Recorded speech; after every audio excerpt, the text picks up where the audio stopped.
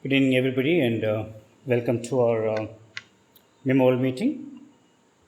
Before we all raise up and sing, let us raise up and sing hymn number 46. O God, our help in ages past.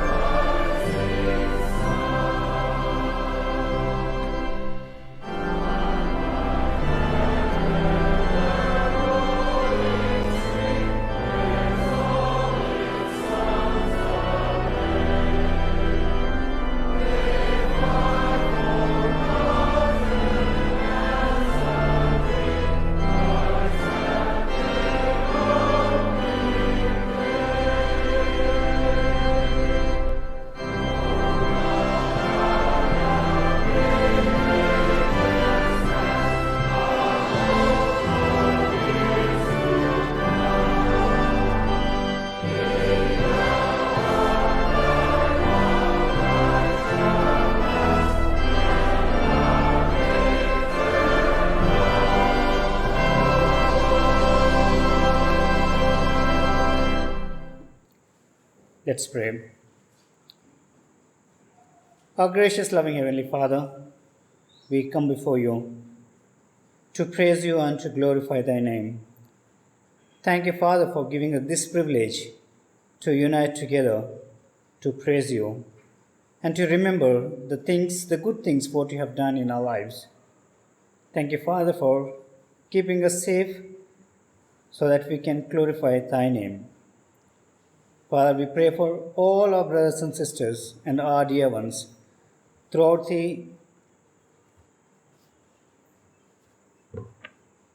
our country and also the regions around us and throughout the world. Thank you for protecting them and guiding them. We pray, Father, that your blessings and guidance will be with us throughout this worship service and give us the ear of understanding so that we can concentrate on your word. We praise Lord and Savior Jesus. Amen.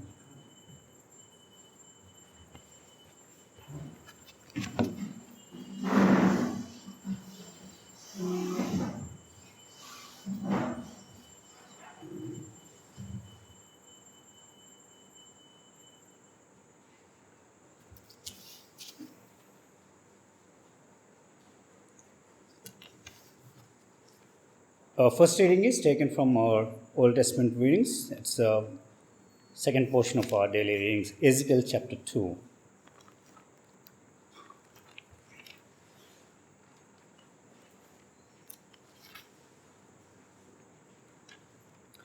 Also, I request Brother Ashok to come forward and read for us Ezekiel chapter 2.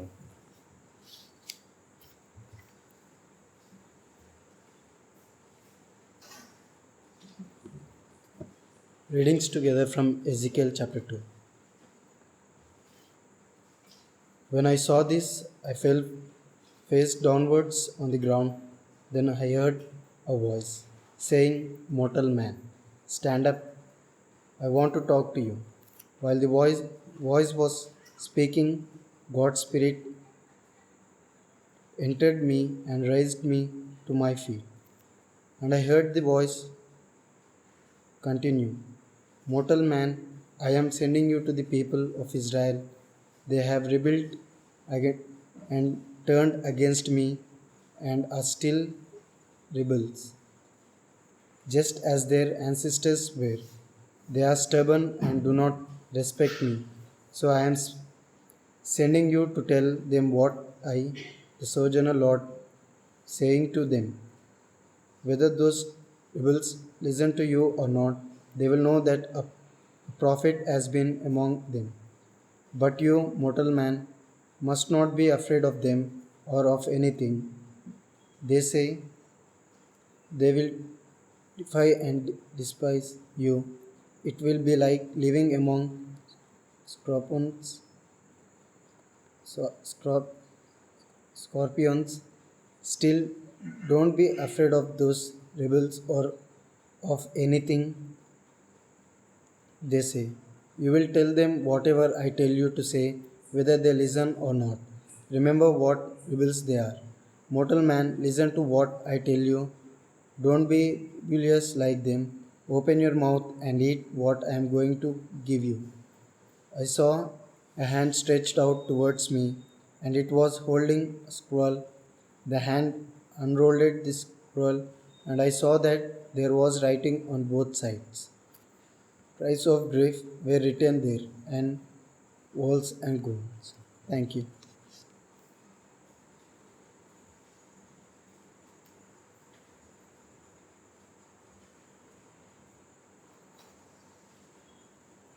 Thank you, Brother Ashok. Our second portion is taken from the New Testament, 2 Corinthians chapter 8 and 9. I'll request Brother Timothy Babu, son of Mitch, to come and do the reading for us.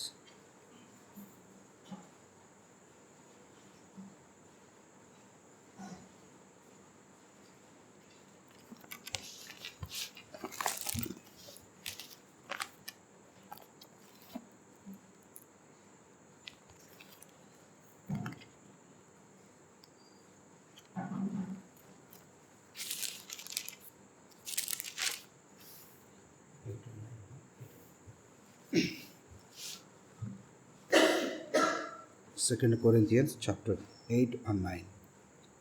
సహోదరులారా, మాసిదోనియా సంఘములకు అనుగ్రహింపబడి ఉన్న దేవుని కృపను గూర్చి మీకు తెలియజేయుచున్నాము. ఏలైనగా వారు బహు శ్రమ వలన పరీక్షింపబడగా అత్యధికముగా సంతోషించిరి, మరియు వారు నిరుపేదలైనను వారి దాతృత్వము బహుగా విస్తరించెను. ఈ కృప విషయంలోనూ పరిశుద్ధుల కొరకైన పరిచర్యలో పాలుపొందు విషయంలోనూ మనఃపూర్వకముగా మమ్మను వేడుకొనుచు, వారు తమ సామర్థ్యము కొలదియే కాక సామర్థ్యము కంటే ఎక్కువగాను తమంతట తామే ఇచ్చిరని మీకు సాక్ష్యమిచ్చుచున్నాను. ఇదియుగాక మొదట ప్రభువునుకును దేవుని చిత్తం వలన మాకును తమ్మును తామే అప్పగించుకున్నది. ఇంతగా చేయదురని మేము అనుకొనలేదు. కావున తీతు ఈ కృపను ఎలాగూ పూర్వం మొదలుపెట్టెనో అలాగున దానిని మీలో సంపూర్ణము చేయమని మేము అతన్ని వేడుకొంటిమి. మీరు ప్రతి విషయంలో అనగా విశ్వాసమందును, ఉపదేశమందును, జ్ఞానమందును, సమస్త జాగ్రత్త యందును, మీకు మా యెడలనున్న ప్రేమ యందును ఎలాగా అభివృద్ధి పొందుచున్నారో అలాగే మీరు ఈ కృపయందు కూడా అభివృద్ధి పొందినట్టు చూచుకొనడి. ఆజ్ఞపూర్వకముగాను మీతో చెప్పుట లేదు, ఇతరుల జాగ్రత్తను మీకు చూపుట చేత మీ ప్రేమ ఎంత యథార్థమైనదో పరీక్షింపవలనని చెప్పుచున్నాను. మీరు మన ప్రభువైన యేసుక్రీస్తు కృపను ఎరుగుదురు గదా.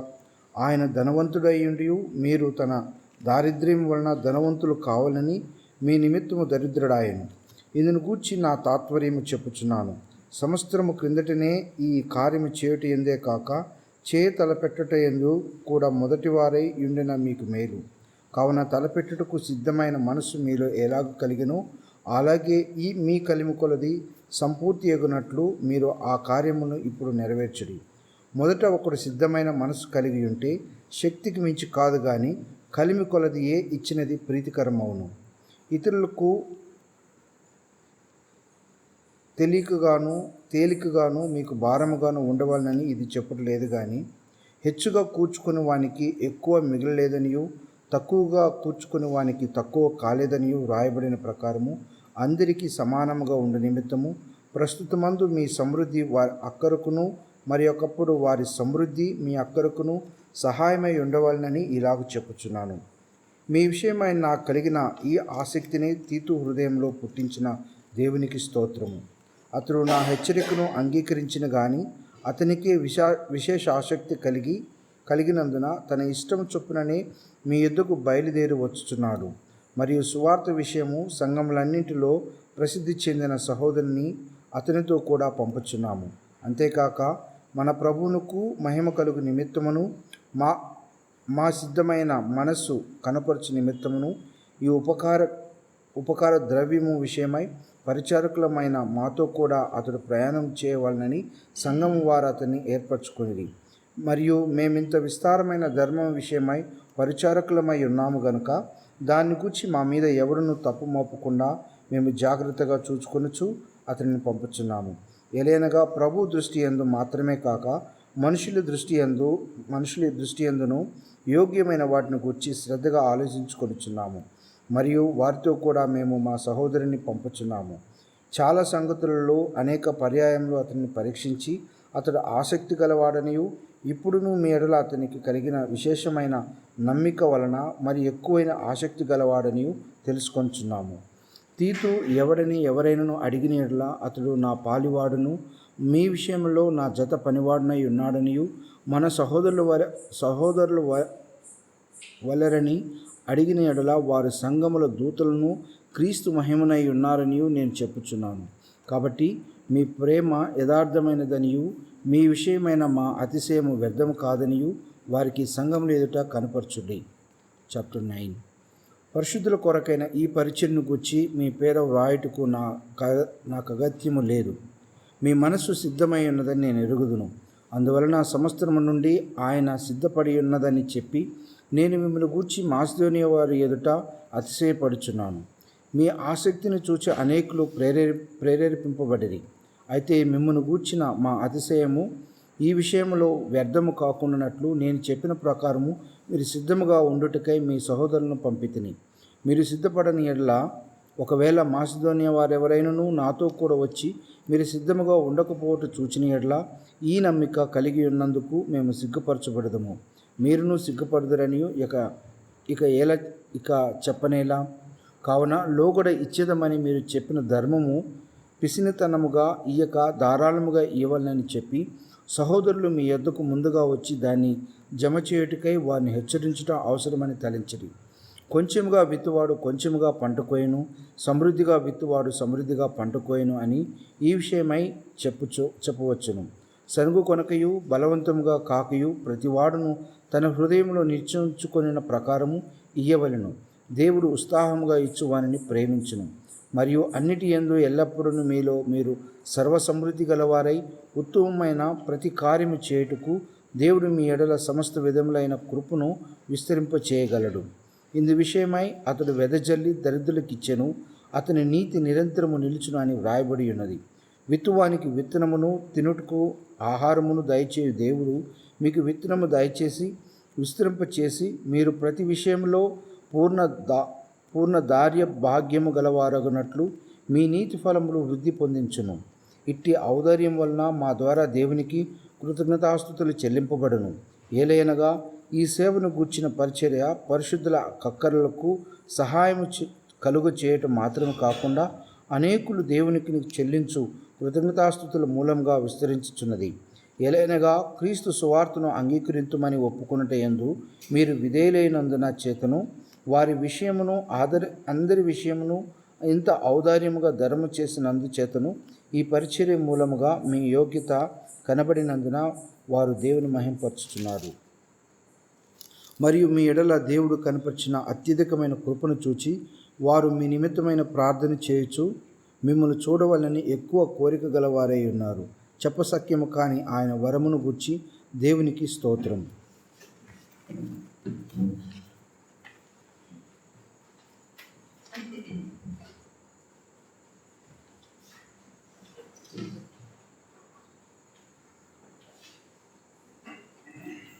Thank you, Brother Timothy. Before we hear the words of exhortation and words of comfort, we'll sing Telugu song.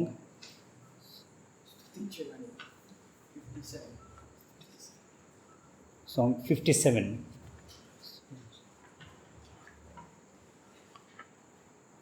స్తుతించెదన్ నీ నామము దేవ అనుదినం.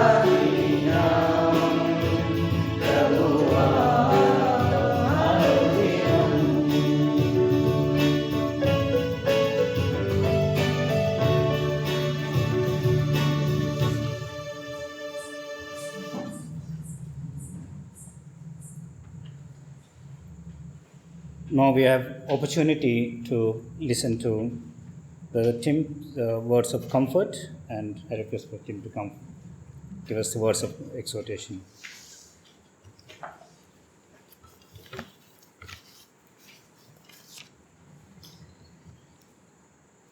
Welcome as we come once again to remember our absent Lord, the Lord Jesus.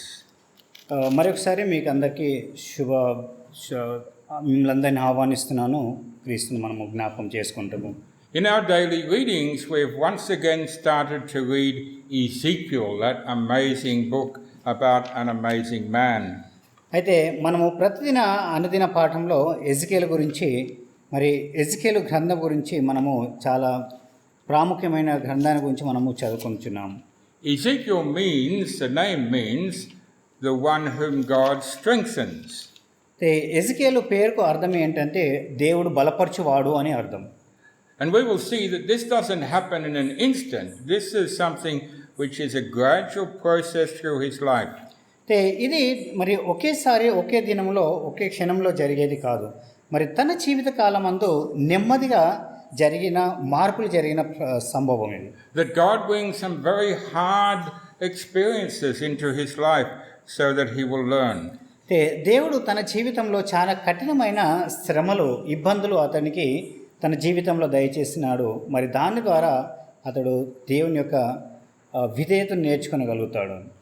We know that about the Lord Jesus it is said he learned obedience through his suffering, and so how much more for Ezekiel and for us.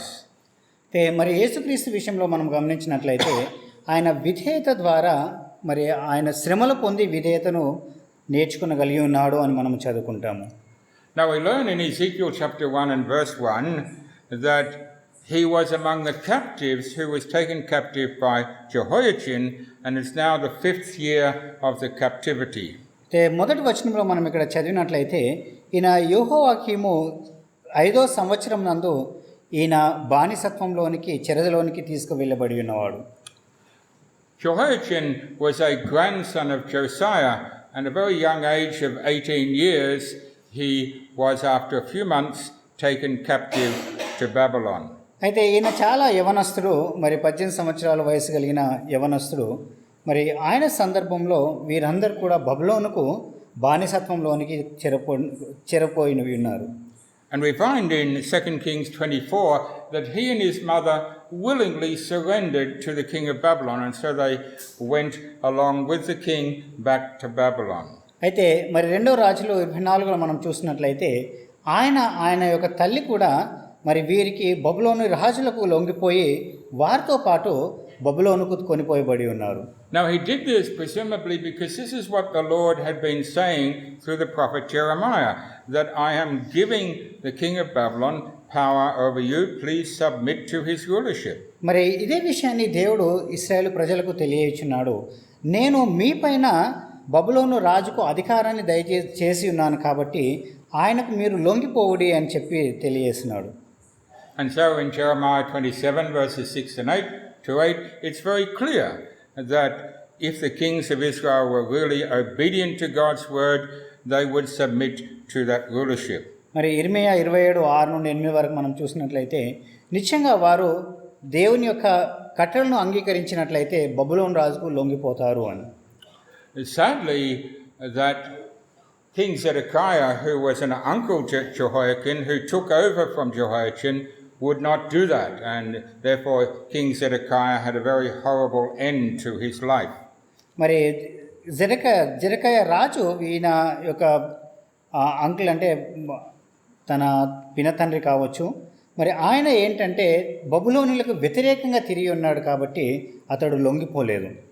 But young Jehoiachin lived as a court prisoner for many years, for 37 years in Babylon. అయితే ఈ యవనస్తుడు యెహోయాకీను మరి బబులోనులో బందీగా 37 సుమారు 37 సంవత్సరములు అక్కడ ఉండే. And then in Jeremiah 52 we learn that Jehoiachin, now at 55 years of age, is lifted up. He's given a special throne in the court of the king of Babylon, and he becomes a very eminent person in the court of Babylon. అయితే ఇర్మియా 55లో మనం చూసినట్లయితే మరి ఈ యవనస్తుడైన వాడు మరి 55 సంవత్సరాల వయసు కలిగిన వాడు మరి అతడు పైకి ఎత్తబడి బబులోను రాజ్యంలో బబులోను ఆస్థానంలో అతన్ని ప్రాధానుడుగా చేయబడి ఉన్నాడు. And I'm sure this was a reward for the fact that he had listened to God's instruction. submit to the king of Babylon. Seems strange to submit to a foreign king, but that's what God's instruction was. అయితే మరి ఇక్కడ మనము చూసినట్లయితే ఈయన ఎందుకు ఈ విధంగా ఎత్తబడి ఉన్నాడంటే పైకెత్తబడి ఉన్నాడు అంటే దేవుని యొక్క కట్టడను అనుసరించి ఉన్నాడు కాబట్టి దేవుని యొక్క కట్టడ బబులోను రాజుకు మీరు లొంగిపోవుడి అని చెప్పి దేవుడు తనకు తెలియజేస్తున్నాడు కాబట్టి దేవుని ఆజ్ఞను అతను మితిమీరలేదు. And so as we meet Ezekiel now, they've been in captivity for 5 years. అయితే మనము ఇక్కడ ఎజికేలు మనం చూసినట్లయితే ఆయన ఇప్పుడు ప్రస్తుతానికి 5 సంవత్సరముల వారు బానిసత్వంలో జీవిస్తున్నారు. And they must have found it very frustrating because the false prophets were saying, no, God will bring you back to Jerusalem. Just wait 2 years, and you'll be back in Jerusalem. అయితే ఇక్కడ అబద్ధ ప్రవక్తలు మరి వ్యతిరేకంగా వారి కొరకు వీరి విషయము మాట్లాడుచున్నారు. ఎందుకంటే లేదు 2 సంవత్సరాలు గడిచాక దేవుడు మిమ్మల్ని తిరిగి తీసుకొస్తాడు అని చెప్పి ఆ అబద్ధ ప్రవక్తల మధ్యలో వీరు అంటే పోరాడుచున్నట్లు మనం గమనిస్తాం. But that never happened for Ezekiel, never happened for Daniel, never happened for the captives as they lived the rest of their life in the province of Babylon. అయితే మరి అది ఎప్పుడు కూడా సంభవించలేదు. వారు దానియులు కానీ మరి ఎజికేల్ కానీ లేదంటే ఇర్మయా కానీ వాళ్ళు ఎప్పుడు కూడా అంటే తిరిగి వారు ఇశ్రాయేల్కు తిరిగి రాలేదు. Now Ezekiel at the time of the captivity, it would seem, was 25 years of age. అంటే ఎజికేలు ఈ సందర్భంలో అతడు సుమారు 25 సంవత్సరముల వయసు కలిగిన వాడు. And now I think in verse 1 and chapter 1 of verse 1 of chapter 1, when it says the 30th year, there's no other 30th year that I can find appropriate unless it be the age of Ezekiel himself, the 30th year of his life. అయితే ఇక్కడ మనము మొదటి అధ్యాయంలో చూసినట్లు మొదటి 2 వచనాలు మనం చూసినట్లయితే అక్కడ అంటే 30వ సంవత్సరము అనేది అక్కడ మనకు తెలియజేయబడి ఉంది. ఆ 30 సంవత్సరము అంటే ఎజికేల్ జీవితంలో నాకు ఎక్కడ కూడా అంటే అది కనబడడం లేదు కాబట్టి ఆయన 30 సంవత్సరాల వయసు కలిగిన వాడు అంటున్నాం. And that's appropriate because we are told that he in verse 3 was a priest. అయితే 3వ వచనంలో మనం చూసినట్లయితే ఈయన మరి ఒక యాజకుడు అని కూడా మనం ఇక్కడ చదువుకుంటాం. And according to Numbers chapter 4, a priest should start his work at the age of 30. అయితే సంఖ్యాకాండము ప్రకారము మనం చూసినట్లయితే 4వ అధ్యాయంలో ఒక ప్రవక్త లేదంటే ఒక యాజకుడు 30 సంవత్సరాల వయసు కలిగిన వాడైనప్పుడే అతడు యాజకత్వము వహిస్తాడు. And so it seems that whether he's in captivity or not, he has to fulfill his responsibility as a teacher of God's word. అయితే ఆయన ఎలాంటి పరిస్థితిలో ఉన్నప్పటికీ మరి అతను బందీగా ఉన్నప్పటికీ బానిసగా ఉన్నప్పటికీ ఆయన ఒక విధిని ఆయన 30 సంవత్సరాల వయసు కలిగిన వాడుగా ఉన్నప్పుడు ఆయన చేయాల్సిన విధి ఆయన నిర్వహించున్నాడు. Because Malachi chapter 2 tells us that the priests were not primarily about sacrifice. The priests were about teaching God's word. అయితే మలాకి 5వ అధ్యాయంలో మనం చూసినట్లయితే మరి ఈ యాజకత్వము అనేది యాజకులు సాధారణంగా వారు బలి అర్పణలకు మాత్రమే వారిని వాడేవారు కాదు, కానీ దేవుని యొక్క వాక్యాన్ని ప్రజలకు బోధించడం కూడా వారి యొక్క పని. And so we read from Malachi 2 and verse 6 and 7. The law of truth was in his mouth, that was in the priest's mouth. Iniquity was not found in his lips. He walked with me in peace and equity, did turn many away from iniquity. For the priest's lips should keep knowledge, and they should seek the law at his mouth, for he is a messenger of the Lord of hosts. మలాకి 2వ అధ్యాయము 5-6 వచనములు. నేను చేసిన నిబంధన వారి జీవితంలోను సమాధానమునకును కారణమాయను, భయభక్తులను పుట్టించుటకై నేను వారికిచ్చితిని గనుక వారు నాయందు భయభక్తులు కలిగి నా నామము విషయంలో భయం గలవారై సత్యం గల ధర్మశాస్త్రమును బోధించుచు ఎంత మాత్రము చేయక సమాధానం బట్టి యథార్థతను బట్టి నన్ను అనుసరించి నడుచుకున్న వారై దోషం నుండి ఈ అనేకులు తప్పిరి. And so it is then that God calls Ezekiel to fulfill the role of a teacher and of God's word to the people. అయితే ఎజికేల్ మనం విషయం చూసినట్లయితే ఆయన దేవుని యొక్క మరి దేవుని యొక్క ప్రవచనంలో ధర్మశాస్త్రాన్ని బోధించేవాడుగా అతనికి ఆ పాత్రను అనుగ్రహించి ఉన్నాడు. Now, we're sure that Ezekiel was missing his home very much. He'd now been 5 years away from Jerusalem. అయితే మనకు తెలుసు, అంటే ఆయన సొంత స్థలంలో అంటే ఆయనను ఆ సొంత స్థలంలో ఉండి దూరంగా ఉన్నప్పటికీ మరి దేవుని యొక్క వాక్యాన్ని అతను అనుసరిస్తున్నాడు.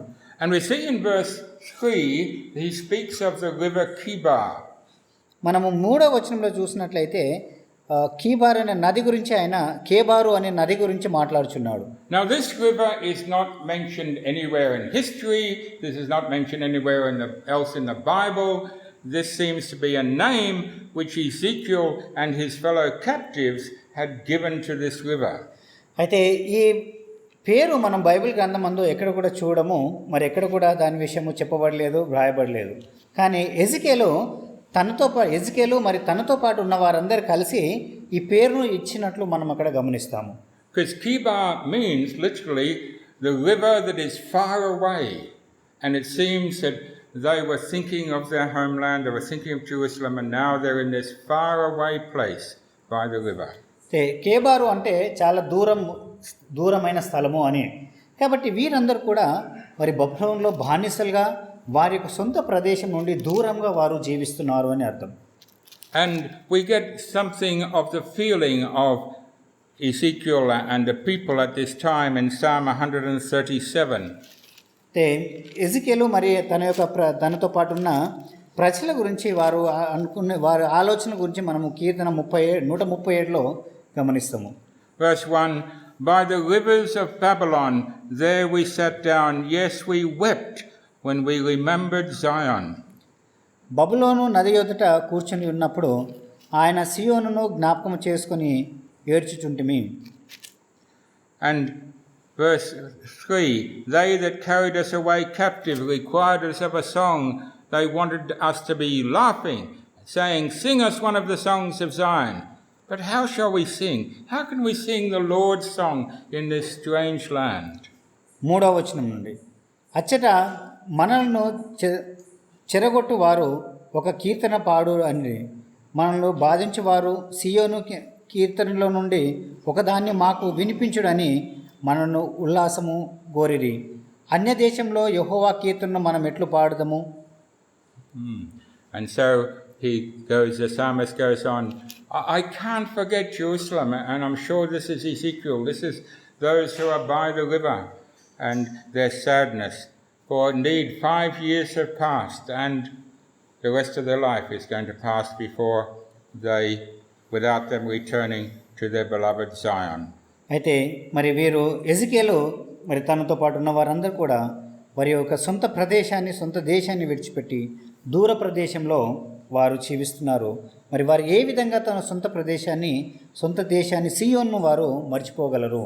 But God says to Ezekiel, yes, you're in a strange land, but you have to teach God's word. It doesn't matter where you are in this world, God's message is the same. You have to teach the word of God. అయితే అవును, ఎజికేలుకు దేవుడు ఏం చెప్తున్నాడంటే, అవును నువ్వు మరి కొత్త దేశంలో ఉన్నావు, కొత్త ప్రదేశంలో ఉన్నావు, కానీ అయినప్పటికీ నీవు దేవుని యొక్క వాక్యాన్ని నువ్వు ప్రకటించాలా.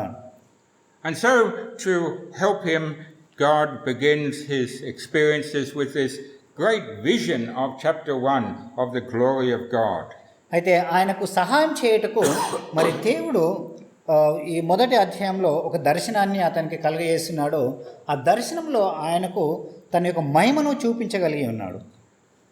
In verse 1 we read that he says, the heavens were opened and I saw visions of God. మొదటి వచనంలో మనం చూసినట్లయితే ఆకాశము తెరవబడి ఆకాశం నుండి నేను ఒక దర్శనాన్ని నాకు కలిగెను అని ఇక్కడ తెలియబడింది. Now the word he uses for visions here is actually the same word which we have in Exodus for the ladies with their mirrors, with their looking glasses. అయితే ఇక్కడ దర్శనము అనే పదము ఏ విధంగా అంటే మనము నిర్గమకాండంలో చూసినట్లయితే స్త్రీలు ఏ విధంగా అయితే తమ అద్దంలో పట్టుకొని అద్దంలో ముందు వారి ముఖాన్ని చూసుకున్నారో ఆ పదానికి దీనికి అదే అర్థం. So literally he's saying, I'm seeing a reflection of God in this vision. అయితే ఆయన ఏమన్నాడంటే మరి దేవుని యొక్క మహిమను నేను ఇందులో చూడగలుగుచున్నాను అని అంటున్నాడు. We know we can't look upon man, our God. Mortal man cannot look upon God. But here he is shown a reflection in a mirror, a vision of God's glory. అయితే మనము మానవులను కాబట్టి దేవుని యొక్క ప్రతిరూపాన్ని చూడలేము. కానీ ఇక్కడ హెజకేలు తన దేవుని యొక్క ప్రతిబింబాన్ని ప్రతిరూపాన్ని అతని దర్శనంలో ముఖాముఖిగా చూడగలుగుచున్నాడు. And at the end of the vision in verse 28, he sums it up and says, "This is how the glory of Jehovah appeared to me." That's what he saw, the glory of Jehovah.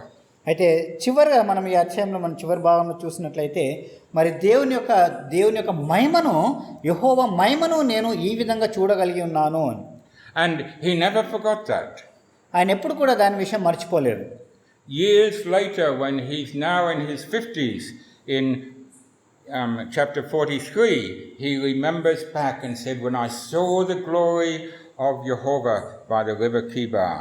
అయితే చివరికి 43వ అధ్యాయం 44 అధ్యాయాల్లో మనం చూసినట్లయితే ఈ విషయాన్ని గురించి, దృశ్యాన్ని గురించి అతడు జ్ఞాపకం చేసుకొంచు, నేను యెహోవా మహిమను కేబారు నది ప్రాంతంలో నేను చూడగలిగి ఉన్నాను.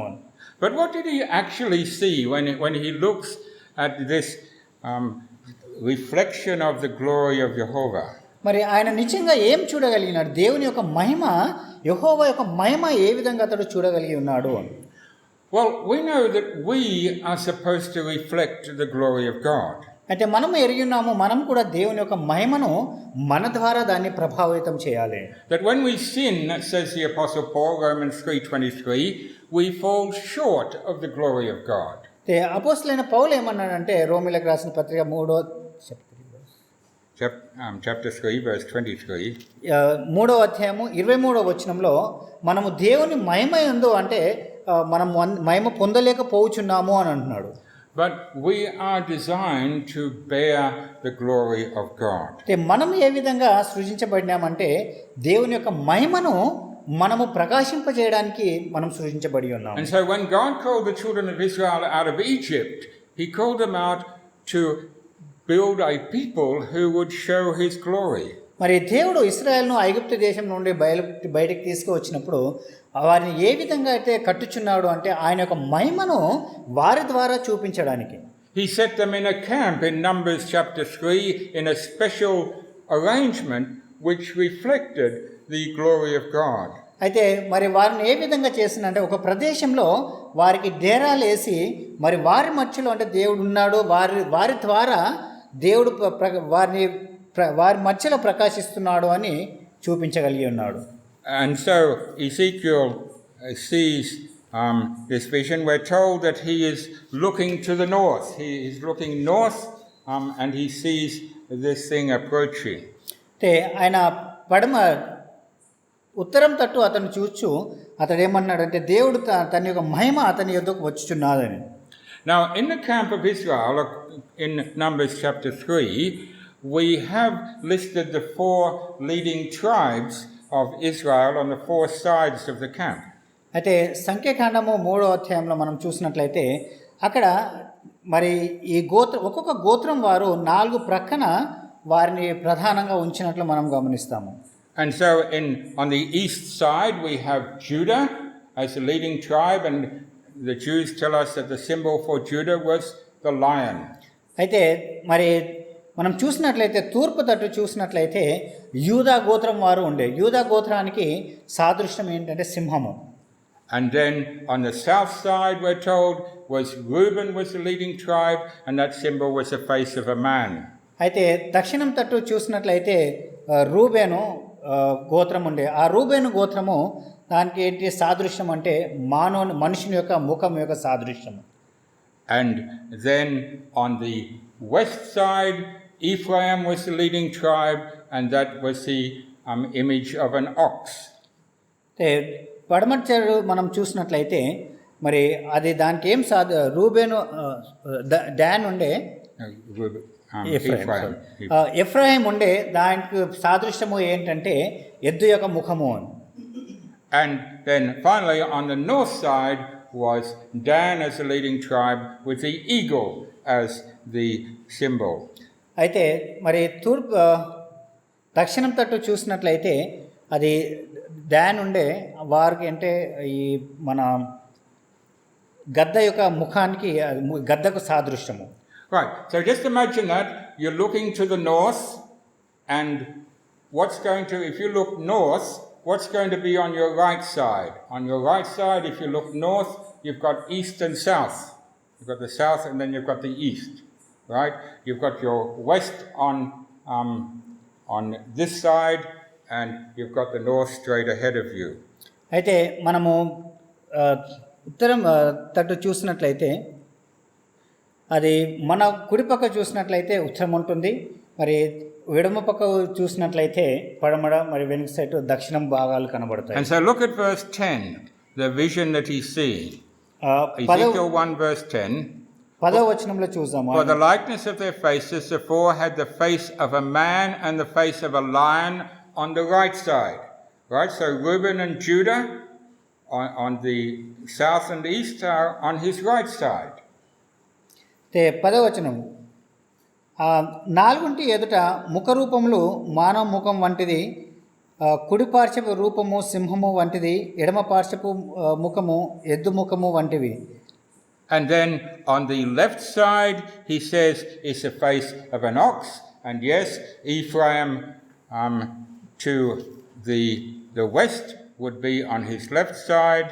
And then he says they also had the face of an eagle, because that would be straight ahead of him. He's looking to the north. పడమర చెట్టు చూసినట్లయితే అక్కడ మరి పక్షిరాజు ముఖము మరి అది మనకు కనబడుతుంది, కాబట్టి అది ఎడమ పక్కలో అవుతుంది, అది పక్షిరాజు ముఖాన్ని అక్కడ మనకు చూపించబడుతుంది. You see, Ezekiel's being sent to preach to the people of Israel, and he's being shown, first of all, a vision of what Israel should be like, so that he can know clearly how he should speak to them. Okay, this is the ideal, so let's look at what you are doing and seeing what needs to be done. అయితే ఎజికేలు మరి దేవుని ప్రతిబింబాన్ని వారి మధ్యలో చూపించడానికి, మరి అంటే వారు ఏ విధంగా ప్రవర్తించాలా, జీవించాలని చూపించడానికి ఎజికేలును ఆ దర్శనంలో చూపించగలిగి ఉన్నాడు దేవుడు. And so he first of all must get a picture in his mind of the ideal, of the perfect glory of God, so that then he can look at his own life and the people of Israel that he has to preach to and see what needs to be done. మొట్టమొదటిగా ఈ దర్శనం ముందు అతను నిజంగా దేవుని యొక్క మహిమను సాదృశ్యంగా తను చూడగలిగి, మరి తన జీవితంలో తను ఏ విధంగా తను జీవిస్తున్నాడు అనేది తను చూసినట్లయితే మరి ప్రజలకు ఆ ప్రతిబింబాన్ని అతన్ని చూపించగలుగుతాడు. We have been given a mirror, a reflection of the glory of God in the face of Jesus Christ. అయితే మనకు కూడా మరి ఒక అద్దం ఇవ్వబడింది. ఆ అద్దంలో ముఖాముఖిగా మనం చూసినట్లు క్రీస్తు యొక్క ప్రతిబింబాన్ని మనము చూడగలగాలి. 2 Corinthians 4 verse 6 is very clear on this, that this is the glory of God in the face of Jesus Christ. 2 కొరింథీయులు 4వ అధ్యాయం 6వ వచనంలో చూసినట్లయితే మరి అక్కడ సాదృశ్యంగా మనకి ఏం చూపబడుతుందంటే ఇది క్రీస్తు యొక్క మహిమ, దేవుని యొక్క మహిమ క్రీస్తులో అని మనము చూడగలుగుతాము. And so that's what we need to focus on all the time, is on the perfection. Don't look at all the imperfections around us at us. We're imperfect. Keep your focus on Christ. He's the perfection. అంటే సాదృశ్యమే కాకుండా అసాదృశ్యమైన వాటిపైన మన దృష్టి అంతా చూసి మరి మన దృష్టి అంతా కూడా క్రీస్తు పైన, పవిత్రుడుగా క్రీస్తు పైన మనము మన దృష్టిని సాధించుకోవాలి. And so seeing this great reflection of the glory of God, Ezekiel falls flat on his face.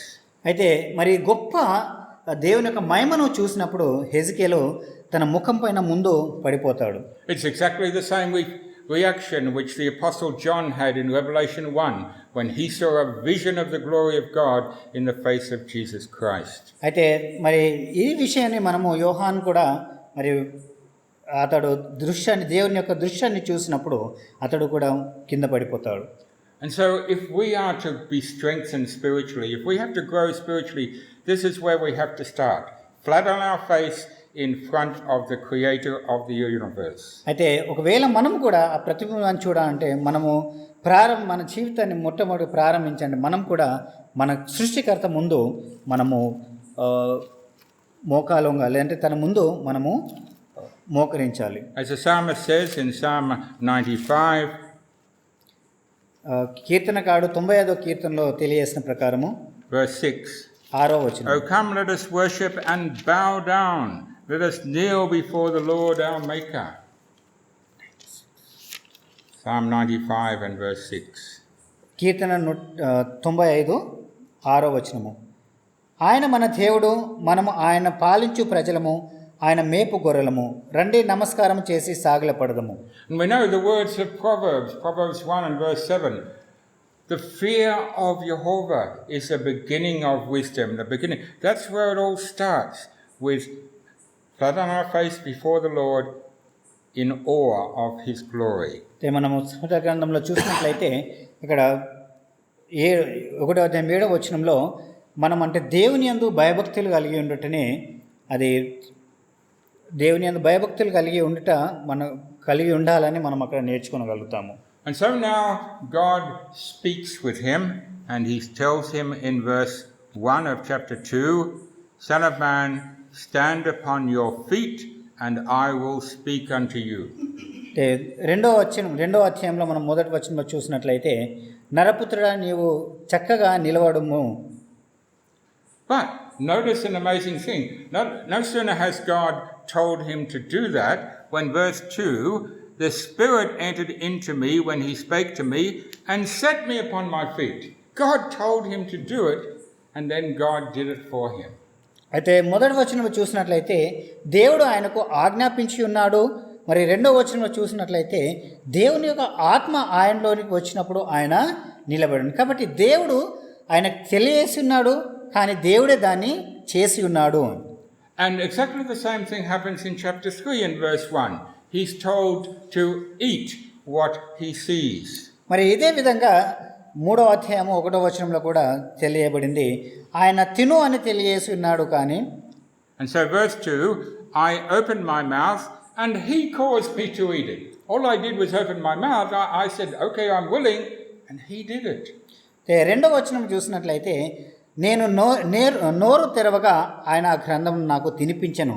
కాబట్టి ఎజికేల్ చేసింది ఏంటంటే, దేవుడు చెప్పింది ఆయన చేయుటకు ఆయన నోరు తెరిచిండు, కానీ అది చేసింది, దాన్ని తినబెట్టింది దేవుడు.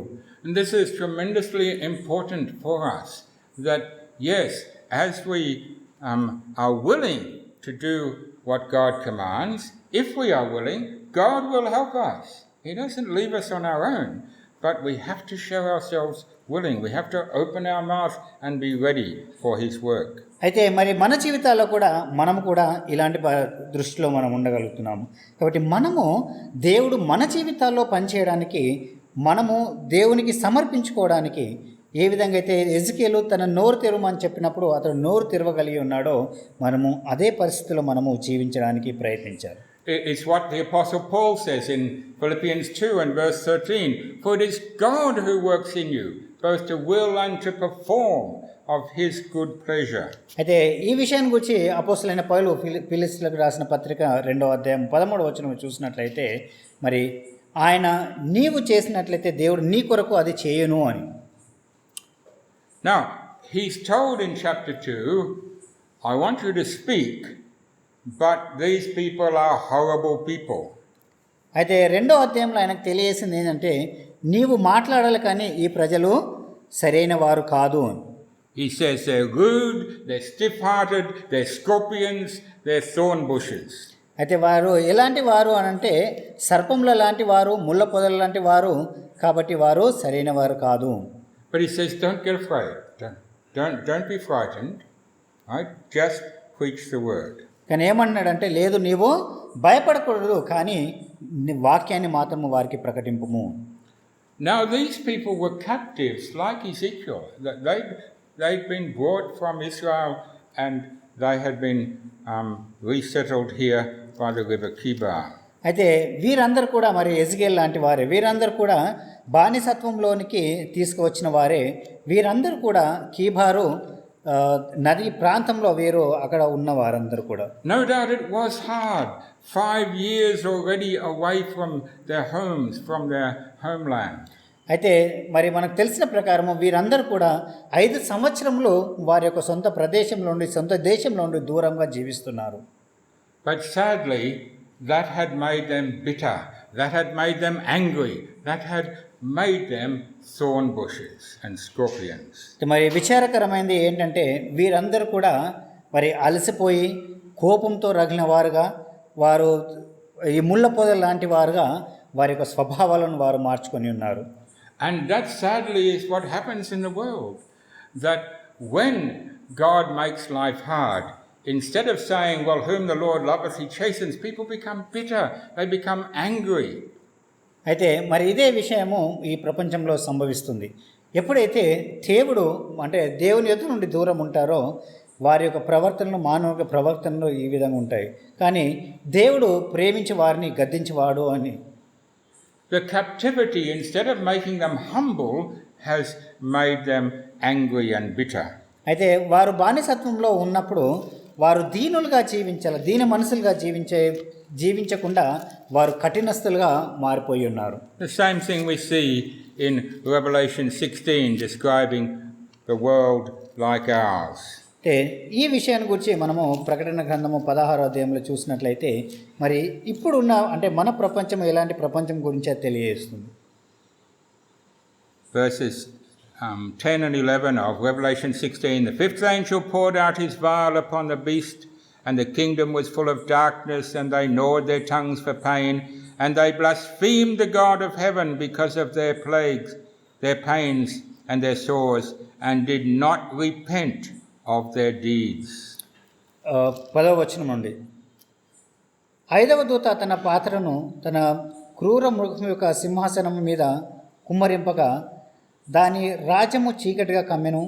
మనుషులు తనకు కలిగిన వేదనను బట్టి తాము నాలుకలు కొరుక్కుంచుండిరి. తనకు కలిగిన వేదనలకు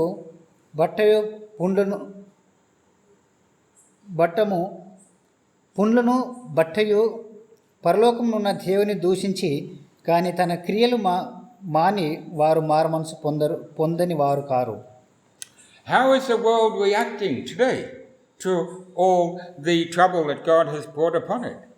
అంటే ఇప్పుడు ఈ ప్రపంచము ఏ విధంగా ప్రవర్తిస్తుంది? ఎందుకంటే దేవుడు దానిపైన ఇలాంటి అంటే దానిపైన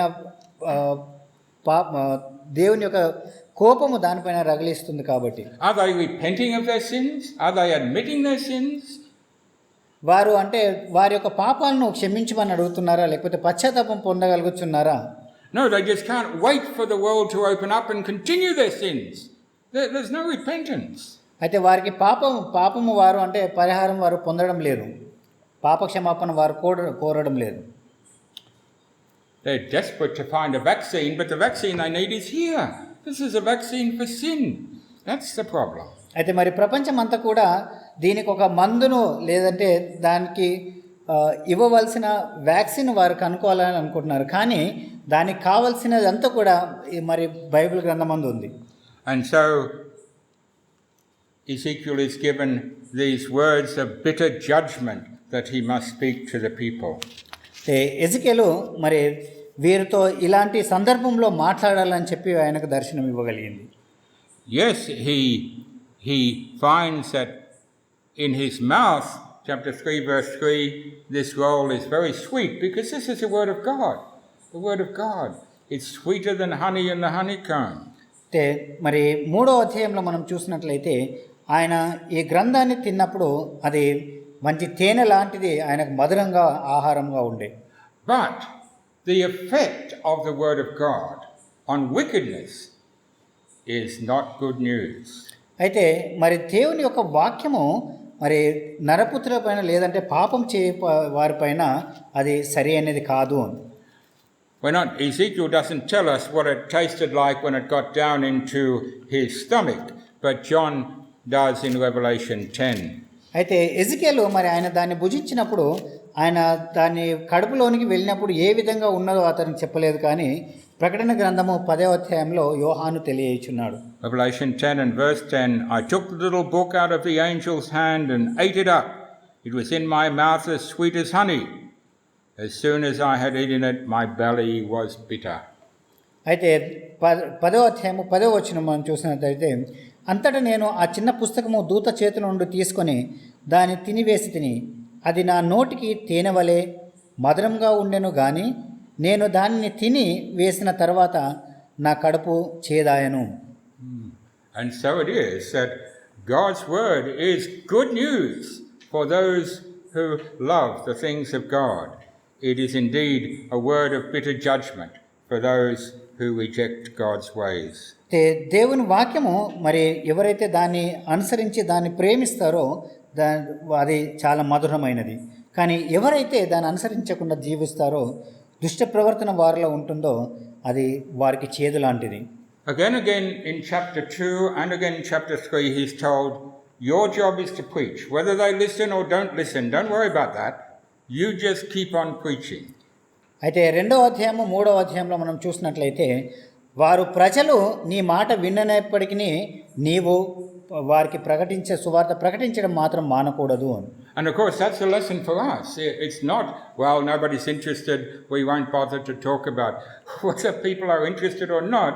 We talk about the good news. We share the good news. అయితే మరి ఈ సందర్భంలో కూడా మనము మనుషులు వినరు అనేది మనం ఆలోచించకుండా దేవుని యొక్క శుభవార్త మంచి సువార్త మనం ఇతరులకు ఎల్లప్పుడూ ప్రకటిస్తూనే ఉండాలి. Now, knowing that this is bad news, Ezekiel is very reluctant to open his mouth and start preaching. అయితే ఇది మనుషులకు అందరికి కూడా శుభవార్త కాదు అని ఆయన గ్రహించినప్పుడు ఎజికేలు అంటే వారికి బోధించడానికి ఇష్టపడలేదు. And he is told in verse 11 of chapter 3, go to these people of their captivity, whether they listen or not, but you must speak to them.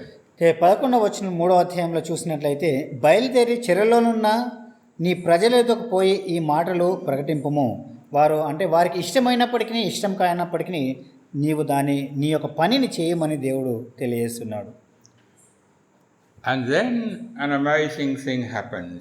He's there, he's got this message that he's supposed to be giving, and the Spirit of God, verses 12 and 13, rushes, picks him up, and takes him and puts him right down in the middle of the people that he has to talk to.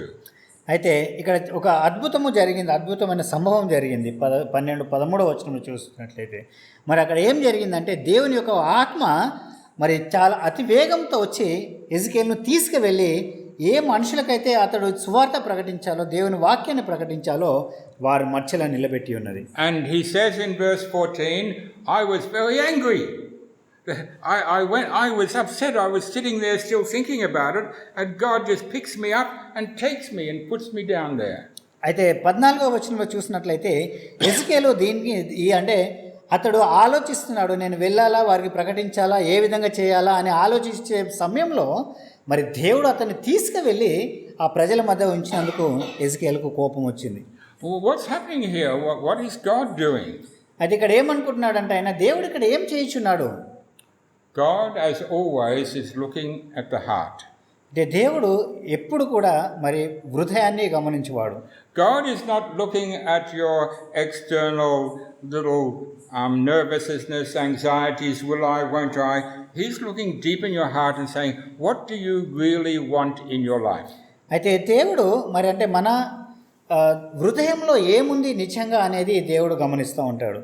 అంటే కొన్ని సందర్భంలో అవును నేను చేయగలుగుతానా, చేయలేనా, నేను వెళ్ళగలుగుతానా, ఎన్నో ఆలోచనలు మనలో కలుగుతాయి. కానీ దేవుడు హృదయాన్ని చూసి గమనించేవాడు.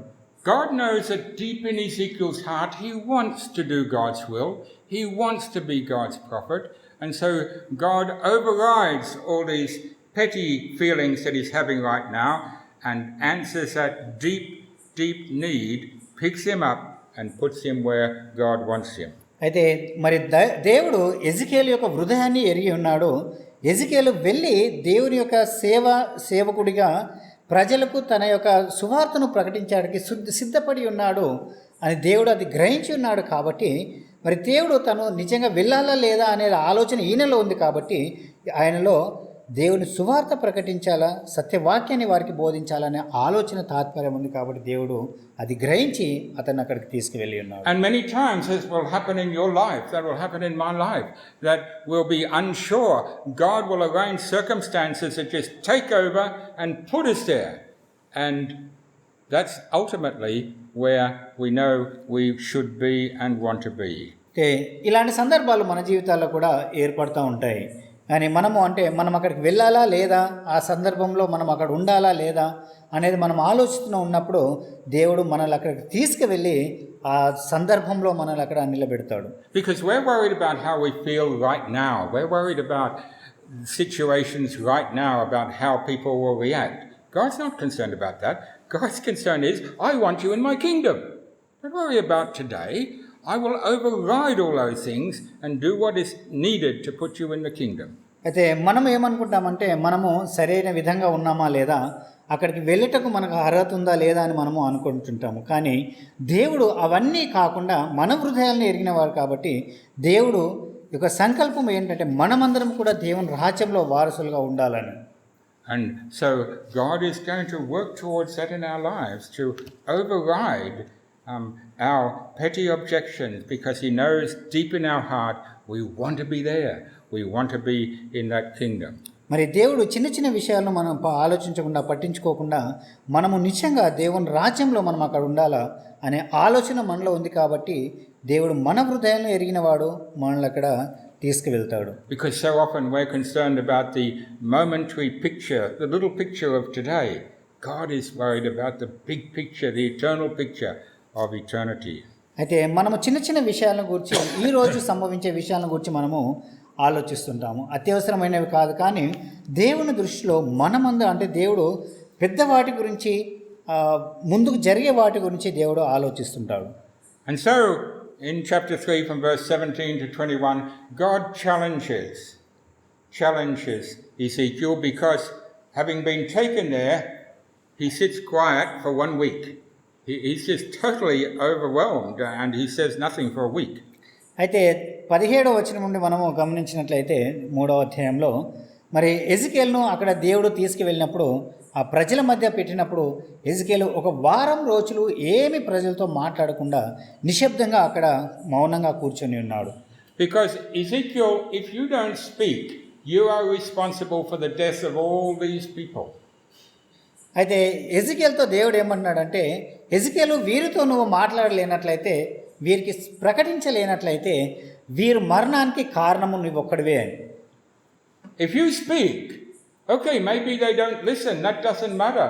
But now the responsibility for their death is with them. They are responsible for their death, not you.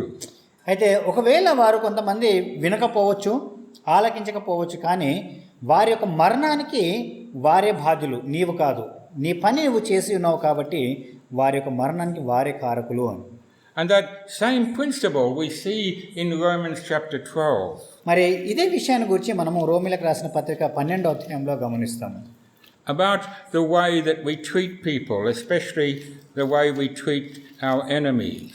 అయితే మనము ఏ విధంగా మరి మనుషుల యొక్క తట్టు మన యొక్క అభిప్రాయాలు ఉంటాయో వాటి గురించి మనము మన యొక్క శత్రువుల గురించి ఏ విధంగా మనం ప్రవర్తిస్తున్నాము అనే విషయాన్ని మనం ఇక్కడ చదువుతాం. What he's saying in Romans 12 verse 20 and 21 is that you have to do good to your enemy. You have to be kind to your enemy. రోమిలకు రాసిన పత్రిక 12వ అధ్యాయము 21వ వచనంలో మనం ఇక్కడ ఏం నేర్చుకుంటామంటే, మనము మన శత్రువులకు వారి ఎడల మనము దయగలిగిన వారుగా ప్రవర్తించాలని. Because by showing them the kindness and love of God, whether they respond to it or not, you are preaching to them. You are showing them there's another way. You don't have to be like you. You can be a kind and loving person. అయితే ఇక్కడ మరి ప్రేమ చూపించుచు దేవుని యొక్క ప్రేమ స్వభావాలు వారిలో చూపించినట్లయితే బహుశా వారు దేవుని యొక్క ప్రేమను వారు ఎరగగలుగుతారు. మరి దేవుని యొక్క సువార్తను వారికి ప్రకటిస్తున్నాము. And by doing that, the coals of judgment are on his head, not your head. But if you don't do that, if you are against your enemy like he's against you, the coals of fire of judgment are on you. You are responsible for his death. అయితే మరి ఆ విధంగా చేసినట్లయితే మరి నిప్పులు వారి తల మీద మనం పెట్టినట్టు, ఎందుకంటే మనము శత్రువులను ప్రేమించిన వారుగా దేవుని యొక్క కృపను వారికి చూపించేవారుగా మనం ప్రవర్తిస్తున్నాం. కాబట్టి ఒకవేళ మనము ఆ విధంగా చేయనట్లయితే మరి ఆ నిప్పులు మన తలపైన ఉంటాయి. Now, these are hard lessons to learn, and Ezekiel is struck dumb by God to help him learn this lesson. అంటే ఇవి చాలా కష్టకరమైనవి, కానీ అయినప్పటికీ హెజ్కేలును దేవుడు అలాంటి సందర్భంలో ఉంచి ఆయన మరి మంచి గుణపాఠాలు నేర్చుకుంటూ హెజ్కేలును దేవుడు అక్కడ నడిపించి ఉన్నాడు. For the next 7 years, Ezekiel cannot speak except when God opens his mouth to give a special message. మరి ముందు 7 సంవత్సరముల వరకు కూడా హెజ్కేలు ఒక మాట కూడా మాట్లాడలేదు. ఎప్పుడైతే దేవుడు ఏదైనా మాట్లాడాలని చెప్పినప్పుడు మాత్రమే హెజ్కేలు మాట్లాడగలిగి ఉన్నాడు. Because we know this is the 5th year of the captivity. అయితే మనకు తెలిసి ఇది 5వ సంవత్సరము వారు బానిసత్వంలో ఉన్నది. And it's only in Ezekiel 33, in the 12th year of the captivity, 7 years later, that his mouth is opened. అయితే మరి హెజ్కేలు 37వ అధ్యాయంలో మనం చూసినట్లయితే మరి 33. హెజ్కేలు 33వ వచనంలో మనం చూసినట్లయితే మరి 7 సంవత్సరాలు గడిచిన తర్వాత మరి ఆయన మాట్లాడగలుగుతాడు. And so 7 days of silence, Ezekiel 7 years of not being able to speak except to give my word. అంటే ఆయన వారం రోజులు అంటే 7 దినములు ఆయన నోరు విప్పకుండా మాట్లాడకుండా మూగువాడుగా ఉన్నాడు కాబట్టి మరి 7 సంవత్సరములు దేవుడు అతన్ని మాట్లాడనివ్వకుండా అతన్ని కూర్చునిపెట్టాడు. And that's very sad, because 5 years after he was struck dumb, his wife died. That means for 5 years he'd never been able to speak to his wife before she passed away. అయితే ఆయన అది చాలా విచారకరమైంది. ఎందుకనంటే మరి ఇది జరిగిన తర్వాత 5 సంవత్సరాల తర్వాత తన భార్య మరణించింది. మరి ఆ 5 సంవత్సరములు తన జీవినంత కాలం కూడా ఆయన భార్యతో అతను మాట్లాడకపోయాడు. Being a follower of God is hard, but God is there to strengthen us. అంటే దేవుని అడుగుజాడలో నడుచుకోవడము, భయభక్తులు కలిగి నడుచుకోవడము చాలా కష్టము, కానీ దేవుడు మనలా నడిపిస్తాడు. And so it is for Ezekiel in chapter 3 and verse 22.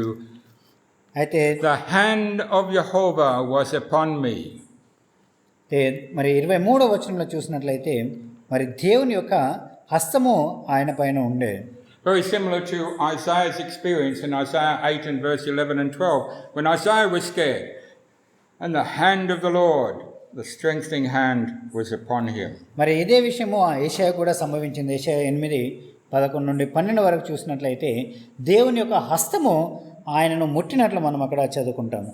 And so verse 23, God gives him another vision of the glory to overwhelm him with the glory of God. 23వ వచనంలో చూసినట్లయితే దేవుడు అతనికి ఇంకొక దర్శనాన్ని ఇస్తాడు. మరి ఆ దర్శనం నందు ఆయనకు ఉద్రేకపరచడానికి, ఆయన మేలుకోవడానికి ఇంకో దర్శనాన్ని ఇచ్చి ఉన్నాడు. And once again Ezekiel falls flat on his face, acknowledging the greatness of his God. అయితే మరొకసారి హెజ్కేలు సాగిలపడతాడు, ఎందుకంటే దేవుని యొక్క మహిమను ఆయన అంగీకరించినట్లు. And once again verse 24, God's Spirit enters into him and raises him up. అయితే మరొకసారి 24వ వచనంలో చూసినట్లయితే దేవుని యొక్క మహిమ ఆయనలో ప్రవేశించి అతని పైకి లేవనెత్తింది. And what does God tell him? God says, go home, shut the door, spend time on your own, just thinking about all that has happened, just meditating upon this whole amazing experience. దీని తర్వాత దేవుడు తనకి ఏం తెలియజేశాడంటే, నీవు ఇంటికి వెళ్ళి నీ గదిలోనికి వెళ్ళి తలుపు వేసుకొని మరి ఇంతకాలము సంభవించిందంత దానిపైన నీవు ధ్యానించుము. The burden of now being totally dedicated to being the messenger of the Lord. అయితే ఆయన పైన ఉంచబడిన ఆ భారం అంతా కూడా ఆయన దేవునికి సమర్పించుకోవడానికి, దేవుని యొక్క సేవకుడుగా అతనికి సమర్పించుకోవడానికి. That's what the Lord Jesus did when he was baptized and the Spirit came upon him. He then went and spent 40 days in the wilderness. It was at the end of the 40 days he had the temptation, but for 40 days he was there praying, meditating, as he adjusted to this unlimited power that had now been put upon him. అయితే మరి ఇదే కూడా యేసుక్రీస్తు జీవితంలో సంభవించింది. ఆయన baptism పొందిన తర్వాత అతడు అరణ్యంలోనికి వెళ్ళి అతడు ధ్యానించుటకు, మరి ఆ చివరి 40 రోజులు గడిచిన తర్వాత అతడు శోధింపబడింది. కానీ అంతకుముందు దేవుడు తనకు అప్పగించిన భారాన్ని అతడు మోయుటకు, మరి దాని కొరకై సిద్ధపడుటకు ఆయన అక్కడికి వెళ్ళి ఉన్నాడు. The Apostle Paul in Galatians 1:17 says that he did the same thing, that he didn't straight away go and meet all the brethren and sisters. He went away to Arabia and spent time on his own, adjusting to this huge change in his life. మరి ఇదే విషయం అపోస్తలుడైన పౌలు కూడా చేసి ఉన్నాడు. మరి అతడు మొట్టమొదటిగా మారు మనసు పొందిన తర్వాత అతడు నేరుగా అరేబియాకు వెళ్ళినట్లు మనం ఇక్కడ గలతీలకు రాసిన పత్రిక 1వ అధ్యాయం 17వ వచనంలో చదువుతాం. And we need to spend a lot of time in really considering that huge change. Once we are baptized, and it's from darkness to light, it's a total turnaround. And we need to really prayerfully come to terms with the amount of commitment that is needed. అయితే మనం కూడా baptism పొందిన తర్వాత మరి ఏ విధంగా అయితే మనము నిజంగా ఈ భారాన్ని మనము మోయటకు అంటే దేవునిలో మనం ఉండి మనంతలో మనము సిద్ధపడేవారుగా ఉండుటకు మనము దేవుని వాక్యాన్ని పైన దినదినము ధ్యానించాలి. And then from chapter 4, then when he starts his work, he starts an amazing, fascinating street dramas. He doesn't start off by speaking, because he can't speak anywhere unless God opens his mouth. He does a series of street dramas. Everybody's watching. What are you doing? And he's preaching through his actions. అయితే 4వ అధ్యాయం తర్వాత 4వ అధ్యాయంలో మనం గమనించినట్లయితే ఆయన వీధి ప్రదర్శన, ఆయన మాట్లాడలేకపోతున్నాడు కాబట్టి వీధిలో ప్రదర్శించడము ప్రారంభించాడు. What about you and I? People are watching what we do. More powerful than what we say, they're watching what we do. And are we preaching through our actions? అయితే మనలో కూడా మనుషులు గమనిస్తూ ఉన్నారు కాబట్టి మనము మన క్రియల ద్వారా మనము దేవుని యొక్క సువార్తను ఇతరులకు ప్రకటించగలుగుతున్నామా? Can people see through the way we are living what we really believe? అయితే మనుషులు మన యొక్క జీవితాల ద్వారా, మనం జీవించే పద్ధతుల ద్వారా నిజంగా మనము ఏమి విశ్వసిస్తున్నామని మనుషులు గ్రహించగలుగుతున్నారా? Are our lives a mirror showing what the glory of God really means? నిజంగా మన జీవితాలు ఒక అద్దం లాంటివా? దేవుని యొక్క మహిమ దాని ద్వారా మనం చూపించగలుగుతున్నామా? And so from the struggling beginning, Ezekiel grows and grows. God strengthens him, not by magic, not just in an instant, but through hard life experiences. He grows to a strong, amazing faith. అయితే మరి ఎజికేలు నెమ్మదిగా తన యొక్క విశ్వాసాన్ని దేవుని యందు అతడు చాలా దృఢపరచగలిగి ఉన్నాడు. మరి ఒకే రోజు ఒక మ్యాజిక్ లాగా అంత త్వరగా అతడు మార్పు పొందలేకపోయి ఉన్నాడు. కానీ నెమ్మదిగా దేవుని చిత్తాన్ని అతను తన జీవితంలో గ్రహించగలిగి ఉన్నాడు. And so in chapter 24, 4 years later, 24వ అధ్యాయము మరి 4 సంవత్సరంలో గడిచిన తర్వాత he's still talking and doing all sorts of things to try and get the message across to people. అయితే ఇంకా మరి ఎన్నో విషయాల గురించి ఆయన ఎన్నో విధాలుగా ప్రజలకు ఆయన బోధించడానికి ప్రయత్నిస్తున్నాడు. And he says, look, God says, these people's wickedness is so great, I just have to remove them. And I'm not going to feel bad about it. I've got no choice. అయితే ఇక్కడ దేవుడు తనకి ఏం తెలియజేయను అంటే మనుషుల యొక్క చెడు క్రియలు చాలా అత్యధికమైనవి కాబట్టి వారిని నేను పూర్తిగా నిర్మూలం చేయాలా, దాని విషయం నీవు బాధించకూడదు, చింతించకూడదు. And Ezekiel, so that the people learn the lesson looking at you, I'm going to do something very, very painful for you. అయితే ఎజికేలు మరి మనుషులు అంటే ఎజికేలు యొక్క జీవితం ద్వారా మరి కష్టకరమైన విషయాలను తన జీవితంలో చూసి వారు నేర్చుకోవాల్సిన అవసరం ఏర్పడింది. He says verse 16, your beautiful wife that you love, she's your desire, he says. She's going to die today. And this evening, you go out and you preach to the people, you don't say a word about what's happened. అయితే 16వ వచనంలో చూసినట్లయితే నీవు ఇష్టపడిన, నీవు ప్రేమించిన నీ యొక్క భార్యను నీ కన్నుల యొద్ద నుండి నేను ఈరోజు తీసివేస్తాను. కాబట్టి నీవు బయటకు వెళ్ళి ప్రజల యొద్దకు వెళ్ళి వారితో ఈ విషయాలు ఏం మాట్లాడకుండా దేవుని యొక్క వాక్యాన్ని వారికి ప్రకటింపమని తెలియజేస్తున్నాడు. And so he says, I preached to the people in the morning, then my wife died, And I kept on going. అయితే నేను ప్రజలకు ఉదయం వారికి బోధించి ఉన్నాను. మరి నా భార్య చనిపోయినప్పటికీ నేను దేవుని యొక్క వాక్యాన్ని ప్రకటిస్తూనే ఉన్నాను. That is unbelievable commitment. That is total. అయితే ఇది మనము అంటే చాలా చింతించలేనంత గొప్ప విశ్వాసము. మరి ఆయన దేవుని వాక్యం ప్రకటించడానికి ఆయనలో ఉన్న పట్టుదల. Jeremiah in his distress also is brought to a situation where he's totally alone. ఇర్మియా కూడా మరి ఇలాంటి సందర్భంలో ఆయన ఒంటరిగా ఉన్న సందర్భము ఏర్పడింది. Jeremiah 16, he's told, don't get married, you cannot have the comfort of a wife or family.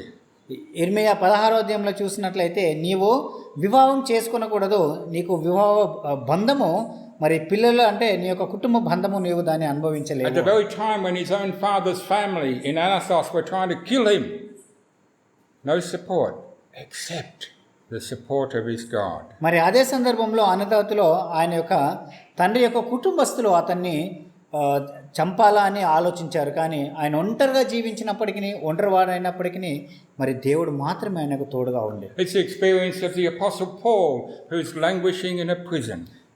మరి అపోస్తలుడైన పౌలు కూడా ఇదే సందర్భంలో జీవించాడు.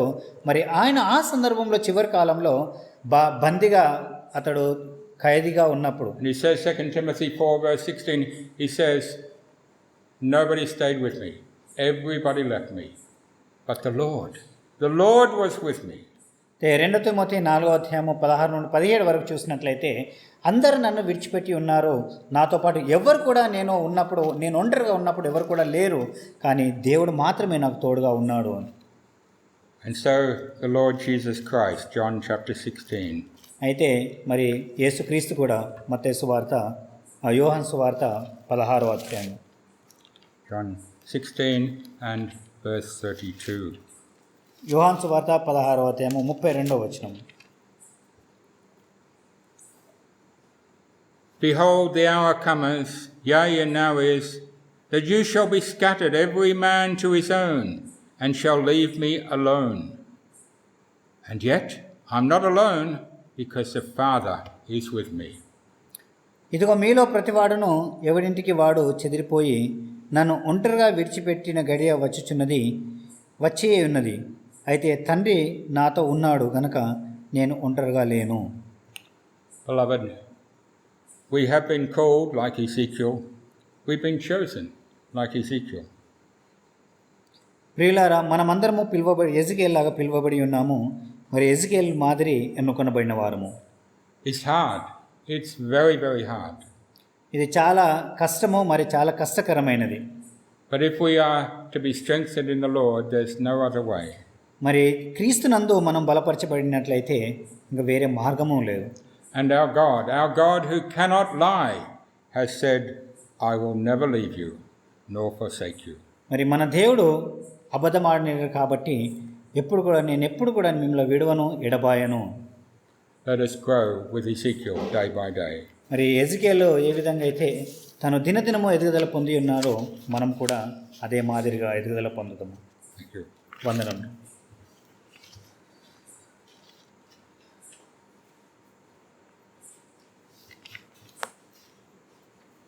Thank you, Brother Tim, for the words of comfort. And as we all gather around this table, let us meditate on the words of exhortation and the words of comfort, and meditate on the emblems which are placed in front of us.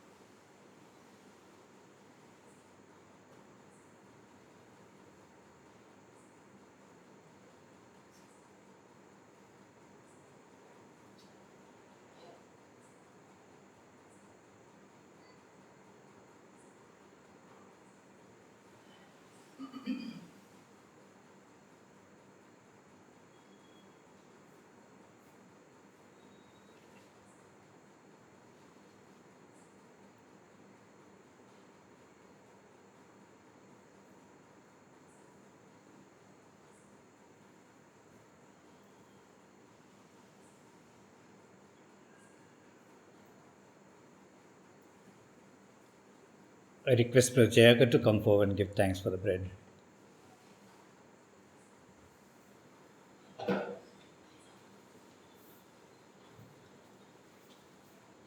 ప్రార్థించుకుందాం. మిక్కిలిగా ప్రేమించుకున్న మా పరలోక తండ్రి, నీ పాదాలకు వందనాలు, స్తోత్రము తండ్రి. ఈ సమయం బట్టి వందనాలు, స్తోత్రము తండ్రి. చక్కని వాక్యము ద్వారా మమ్మల్ని అందరినీ బలపరుచుకున్నందుకు మరొకసారి వందనాలు, స్తోత్రము తండ్రి.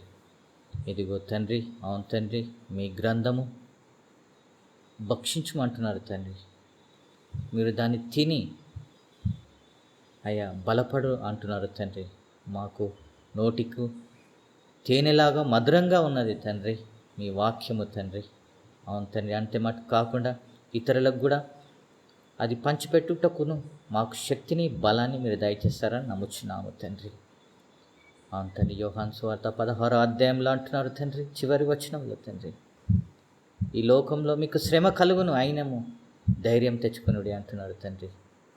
తండ్రి నాతో పాటు ఉన్నాడు, నేను జయించి ఉన్నాను, మీరు కూడా జయించురు అన్నారు తండ్రి. ఈ వాక్యం ద్వారా మమ్మల్ని అందరినీ వింటున్న ప్రతి ఒక్కరూ ఈ వాక్యం ద్వారా మమ్మల్ని బలమును, శక్తిని, అభివృద్ధిని మీరు ఇస్తున్నందుకు, ధైర్యం ఇస్తున్నందుకు మరొకసారి వందనాలు తండ్రి. ఇదిగో తండ్రి, మా ముందుంచబడిన తండ్రి నీ ప్రియకుమారుని శరీరం మేమందరము దాంట్లో చేయివేయుచుండగా తండ్రి, శరీరంలో మేమందరం తిని దాని ప్రకారంగా క్రీస్తు యేసు లాంటి మంచి మనసు మా అందరికీ మీరు దయచేస్తారని నమ్ముచు, ఈ యొక్క చివరి మేము అంతంలో ఉంచుండగా తండ్రి, మేమందరం మా యొక్క విశ్వాసము బలపడుటకు, మీ అందరూ నమ్మకంతో ఉండుటకును మా అందరికీ ఒక్కొక్కరితోటి ధైర్యము, శక్తిని మీరు దయచేస్తారని నమ్ముచు యేసుక్రీస్తు నాట ప్రార్థించున్నాము తండ్రి.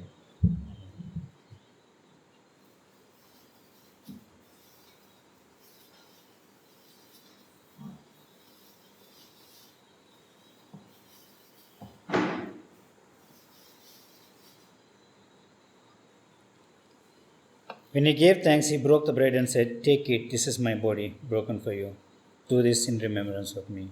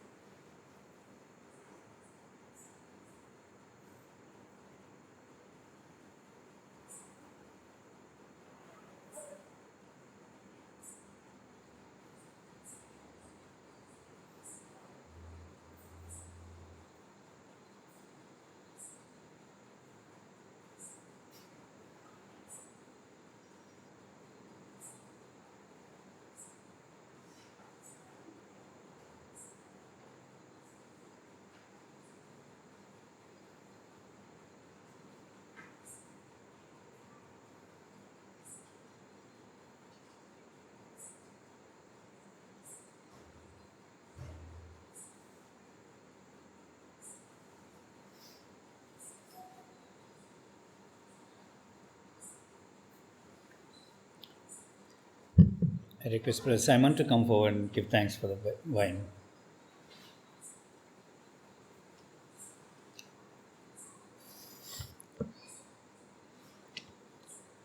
Let us pray. Our great God, God of creation, God Yahweh, we offer this prayer God, we bow down into thy wonderful and majesty presence. God, we are only saved by your Son and by the salvation which thou hast given for us. God, we are alive in your presence, and thank you for giving us this wonderful time that we might give praises and give thanks to thee. God, we have seen through your prophet Ezekiel. God, if you are not with us, we are nothing. God, thank you for speaking through Ezekiel. And God, you have set us in a hard place, in a place which we cannot stand by our own will. God, our burdens are much more that we cannot bear it. God, please strengthen us by the word, and please give us strength by the power of thy Spirit. God, we are nothing to stand in front of thee. Please forgive us. God, we remember especially in this time, the crisis and the people who are dying. God, please forgive each and every one of us. God, the world is full of sin. God, please forgive each and every one of us. We are unworthy to stand into thy presence. But you have given us a chance of your Son, the Lord Savior. By Jesus we are saved. By Jesus we are set here. By your mercy and by your Son's salvation. God, please forgive us and please strengthen each and every one of us. God, we remember especially our families, our ecclesia, our dear Christian brothers and sisters all around the world. God, we believe only in thy truth. God, if no one, if in this world, our father, our parents, and everyone shall leave us, but you shall not leave us. As you have been for the God of Jacob, as you have been the God of Ezekiel, as you have been the God of Israel, your God for us, and you shall lead us in every path we walk. God, you have set this time for us, a time to repent, a time to please for your mercy. God, please be with us. And please hear our prayers for forgiveness and answer our prayers, for we are nothing but just as a dust. Please forgive us. God, you have kept in us the cup of the blood which has been shed on the cross, the Son's blood, our salvation, which we are, as we eat, as we drink this cup. Please be with us, cleanse us from top to the bottom with Christ's salvation, lightful blood. Please forgive us and redeem us with Christ's salvation. God, we offer this prayer and seek for your forgiveness. In Jesus Christ's name we pray. Amen.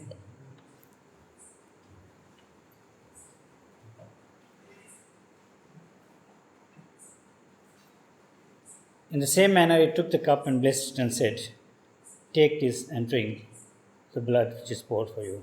Do it in remembrance of me."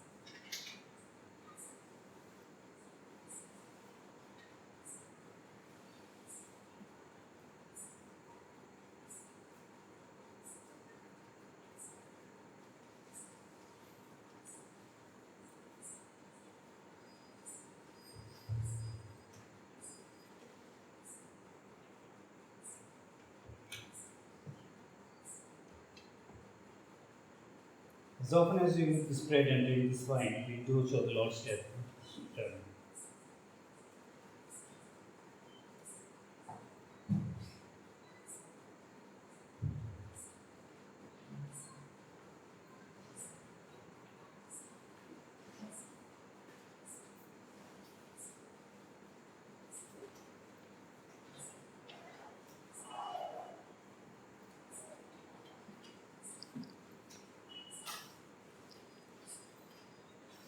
As the disciples have sung song after the supper, let us rise and sing hymn number 207. Jesus, the very thought of thee, with sweetness fall by thy breast.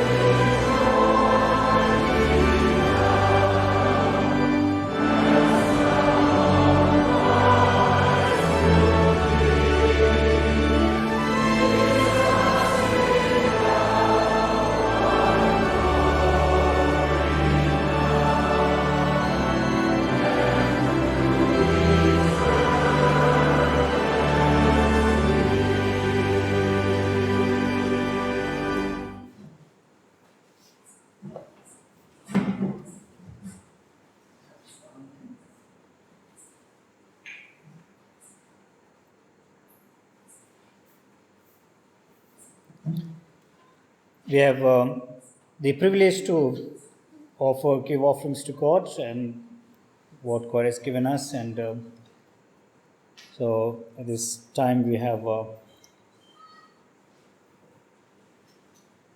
offerings, and also I request Tim to come forward and give announcements for the week.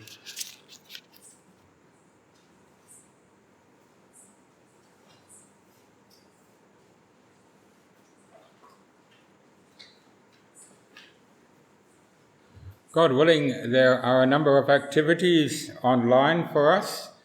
There's actually a special music and praise night at the Disciples Ecclesia this evening, starting at 8 p.m.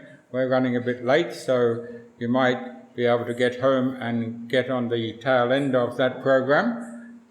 The normal Disciples Ecclesia login number and name. The Ecclesia WhatsApp announcement has got all the details for that.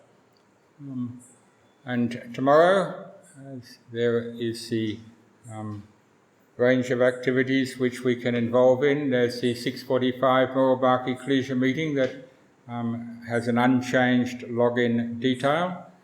There is the Bangalore Ecclesia meeting at 9:30 in the morning on Zoom, and you will be notified of the Zoom details just before that meeting starts at 9:15. The details are sent out. And at 11 o'clock, there is a Disciples Ecclesia meeting at the usual Disciples login details. And at the same time, there is a North India Ecclesia also meets on Zoom, and their login details are also unchanged. And on the YouTube, of course, we will have the meeting that we've just recorded and with the exhort separately available on YouTube from tomorrow, and also Bible class, which will be available for Wednesday, God willing. So there's plenty of spiritual food for us as we wait for God really to plan out our future, what's going to happen in the future, because our government doesn't know, we don't know. Coronavirus cases yesterday hit a new high of 87,000 cases for one day, and continuing over 1,000 deaths every day. And so things are still far from normal. In terms of our own ecclesial members, Brother Sadanand and Sister Swarupa have now been issued with a negative result on their coronavirus, so they're back at work. Our continuing prayers for others of our members who are still in isolation because of connection with or suffering from coronavirus, especially thinking of our Brother Rashish and Sister Manjula, our Sister Rani and young Joel up in Delhi. Our brother P. Samuel has been in hospital with coronavirus and was discharged today, and we thank God that he is better. Our brother Anand Paul is also discharged from hospital. He is better. Our brother S. Peter from Andaverdi Ecclesia has been readmitted to hospital again with another occurrence of dengue fever, which he had a few weeks ago, was discharged, has again come back. He is in hospital with dengue fever. Our sister Shubha, wife of our brother Andrew of Kadiam, is still suffering from corona. She's not in hospital, but she's on oxygen still because of breathing problems, because of coronavirus. And there are a number of cases in Srikakulam district, in Vizag district, the Eastern West Godavari district, and in North India and West Bengal, all among our members. And so we do ask that you remember them all. We had an aged friend who's been with us at Shunam for some time, Mr. Reddy, Mr. P.S. Reddy. He recently went to stay with some friends and at some stage contracted coronavirus, and with his pneumonia problems and asthma problems and his age in his 80s, he was admitted to Gandhi Hospital, passed away this morning at Gandhi Hospital. And so we wait for the coming of the Lord, and we put all our needs before him, as we know that indeed all things work together for good to them who love God, who are called according to purpose, and put their faith in him. Thank you.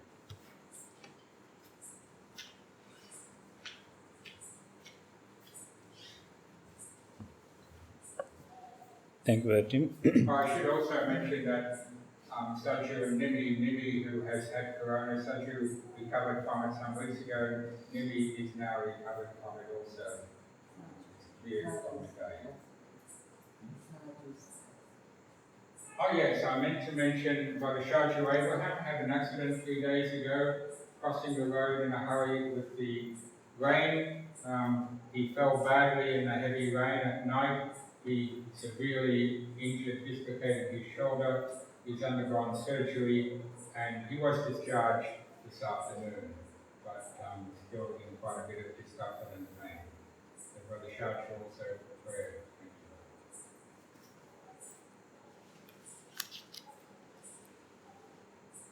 So before we close our worship service, let's rise up and sing hymn number 48. Lead us, Heavenly Father, lead us. 148.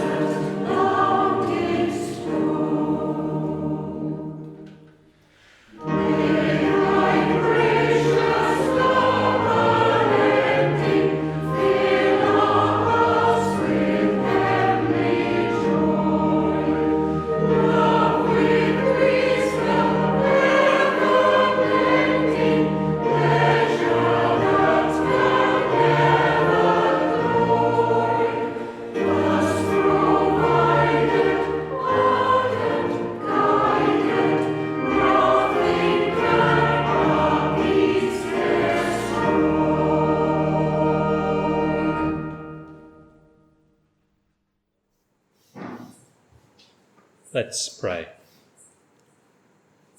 Our Father in heaven, we thank you for all that you have done for us, for right from the beginnings of our lives, you have taken care of us. You have been there for us.